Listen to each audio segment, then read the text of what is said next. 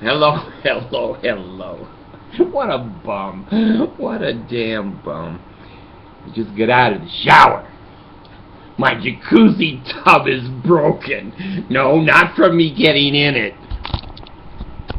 This is Sir David the Bard. I'm coming to you from Denver, Colorado. And I'm just trying to answer a couple of questions. Your comments just they give me something to do to read them, and there's some good questions there. One is, am I gay? I have 14 kids. I don't think I'm gay. If you ran after me with an erection, I would run. I would not run towards you. I would run away from you. So, is that your answer? I don't know. I don't know. And I was not excommunicated from the Mormon Church. I resigned. They were not about to excommunicate me. I resigned from the Mormon Church. My feelings weren't hurt, and I wasn't on any kind of church, whatever you want to call it, disciplinary action. I just read the doctrine after 53 years and goes, this is a cult. Homie's gone. So I thought I'd made a mistake. And I went back and I rejoined the Mormon Church. My God, I had to go through the missionary lessons and the whole thing. And I thought, well, maybe the second time around will be better. It wasn't. So I resigned a second time. So anyway, I'm the man of resignation. I'm not the Renaissance man, the resignation man. Anyway.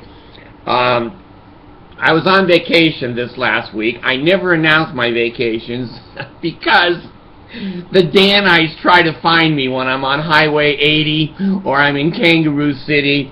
You know, the Danites are everywhere. Anyway, I've lost a couple of videos. If I lose this one, I'm not going to do it again. I don't give a shit.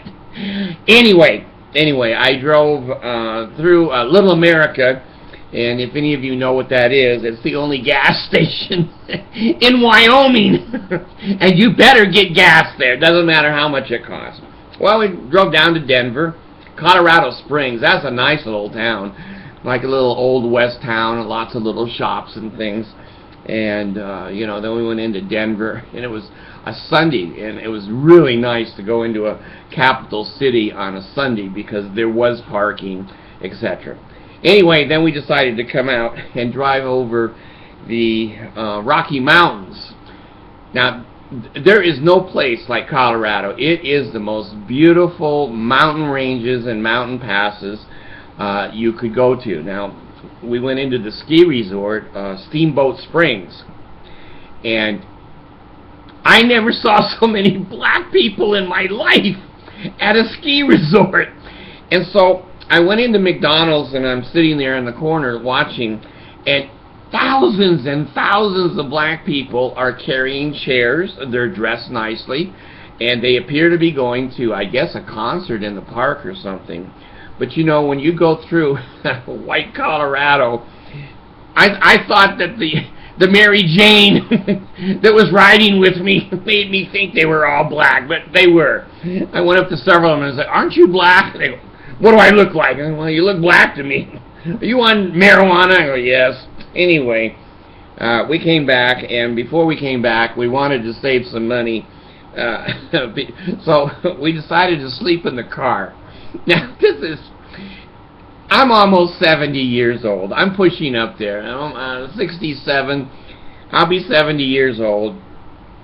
Sleeping in the damn car is something I did when I was 18, 22, 27, whatever. When you put a 70-year-old man in the back of a car to sleep, you might as well just go ahead and drive him to the morgue, because he ain't going to wake up. Now, here's what's more weird. My wife always takes her girlfriends with us. I'm the driver. Come in. I don't know who's at the door. But anyway, I'm the driver. And I always drive these girls all over western United States and western Kangaroo City. It's a big city. So anyway, we had her little friend with us. And they share expenses, and that helps. Everyone gets to go on vacation. And I'm an old bus driver. I like driving people. places, and then I just sit in the car because I'm too old to walk around or, get out and walk the Grand Canyon and whatever. So anyway, we're there in the car, and we're trying to sleep.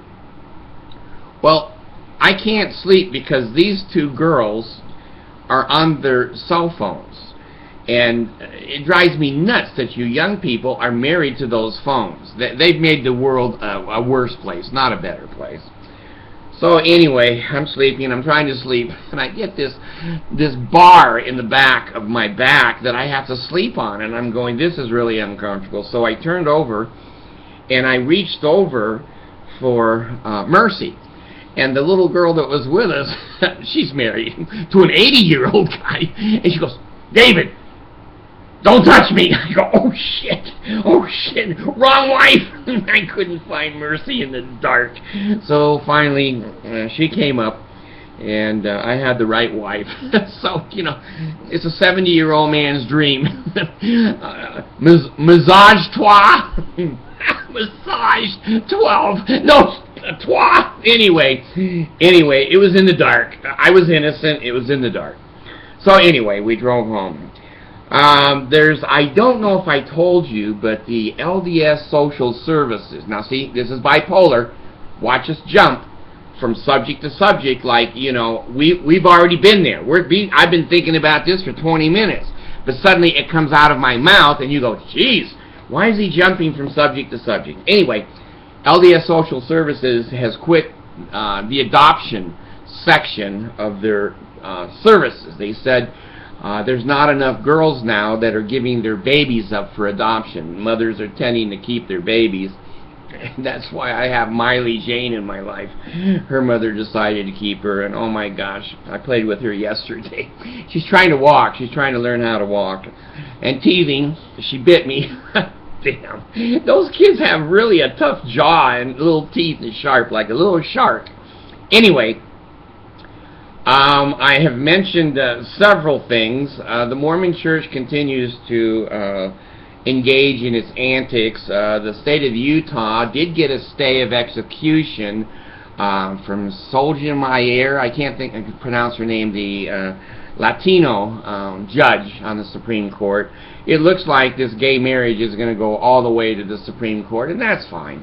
That's like Roe versus Wade. It was such a confusing time for all the courts and all the states with different laws. So anyway, I already did a video on John Swallows and his buddy that were both attorney generals. They're in jail in Utah. The attorney general is in jail. The polygamists are running all over the place, living the life of Riley. Oh, that's old. You guys don't remember the life of Riley. They're living large. So anyway, the chief executive law enforcement officers for the state of Utah are in jail. What next? What next? I'm trying to think too what else has happened. Oh God, things go on. I have to thank you, and I have to explain to you. I've told you I'm bipolar. I've told you that over and over again. When people say, this guy ought to get on meds, and he ought to see a psychiatrist. Hell, I did that 40 years ago. and this is the best I ever got right now. So, God, without a psychiatrist and medications, I'd be nowhere. And I am nowhere right now. So anyway, I get down swings in my mood, and I don't feel like talking to you. It's kind of like an ex-wife. Screw you, I don't want to talk to you. I'll sit here and watch TV for days and days. And so my moods will swing, and I'm on medications that's not supposed to happen. I take 8 meds a day, plus insulin. The insulin is like $600 a month, and the 8 meds, I don't know, it's over $1,000 a month to keep the Bard alive. Thank you for the black man. He pays for a lot of it. Anyway, I apologize that I don't get on every day. Wait a minute. I'm not talking to my wife. Okay, I don't get on my tube every day here because sometimes I don't like you people. I just go, screw you, I don't care. And, you know, I've done, whatever, 1,200 videos. If you can't watch a couple of the other ones, screw you. So anyway, I apologize. Now, some of that, in the last week or 2, 3 weeks, I built another bedroom. And when the Bard builds now, it's a joke. This hand doesn't work. When the surgeon did the quad bypass surgery, he paralyzed these 3 fingers here, and they can't hold anything and they feel nothing. This one over here can't work hardly at all because of coordination. So when I'm drilling a screw or pounding a nail, it takes hours.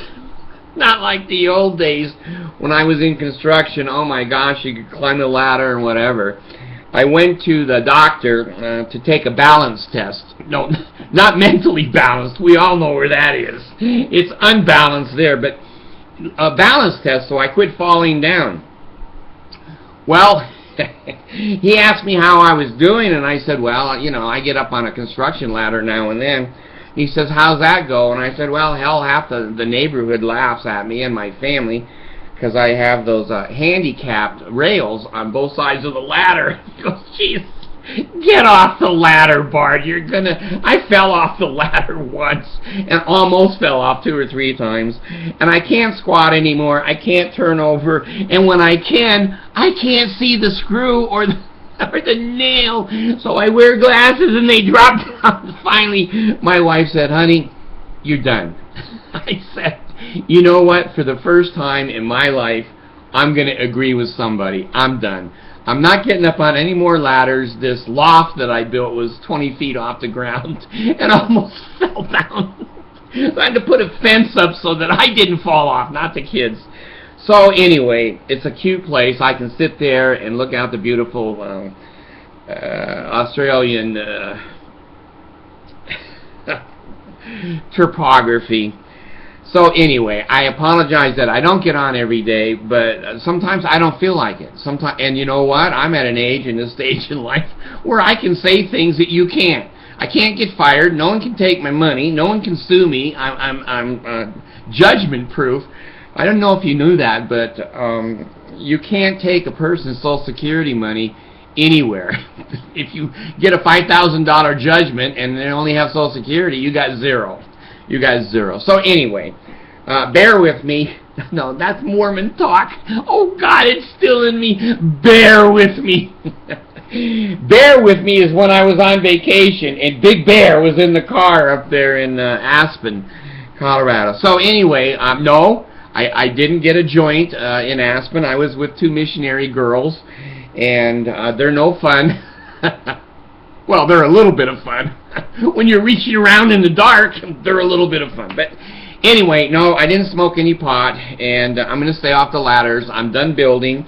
I'll be on from time to time as the Spirit moves me. There's more Mormon talk in me. As I'm getting old with Alzheimer's, the Mormon is coming back. So anyway, as the Spirit moves me, I'll come on and say a few words. But anyway, I want to thank you people for supporting me, for actually looking at the things that I've put up here, because without this, my life would have been very, very unfulfilling and unsatisfying. For you to listen to my opinions, you can disagree with me, of course. And those Mormons that call me ass and, you know, pig and whatever, that's fine. That's fine. I have no problem with that. I'm hoping, I never thought in a million years I would have 1 million people, 1 million hits on my site. When I started this site, it was just me talking on a camera for therapy, because I was Mormon, or out of the church, but still Mormon. And so as it grew and grew and grew, you know, I may hit 1 million by Christmas, and if I do, I don't know what I'll do.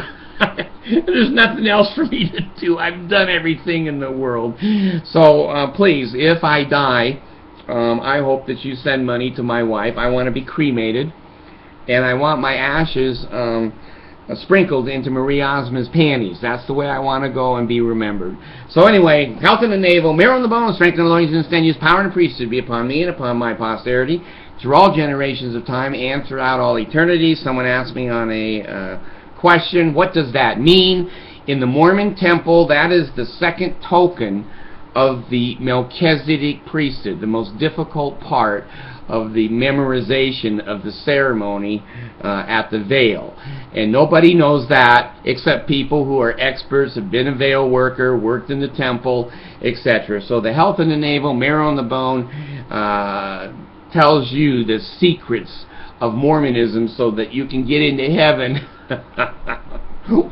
If you want to live with Mormons, say those things and you'll go right into heaven. Bard's gone.